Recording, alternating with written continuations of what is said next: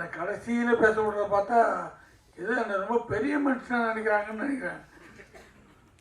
வந்ததுலேயே முதல் நான் தான் ஒளிஞ்சு நான் அந்த பக்கம் உட்காந்துருந்தேன். இப்போ கடைசியாக என்னை விட்டுருக்காங்க. இதுக்கு தான் முதல்லே வரக்கூடாது. முதல்ல வந்தது கடைசியாக நான் இருக்கிறது எல்லாமே ஜேஎஸ்கே மேலே நான் வச்சுருக்க அன்பு பாசம் நட்பு தான்.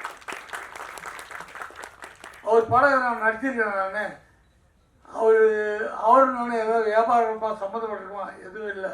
என் குடும்ப நண்பர் ஜேஎஸ்கே அவரு 25 வருஷமாக எனக்கு பார்க்க நினைக்கிறேன்.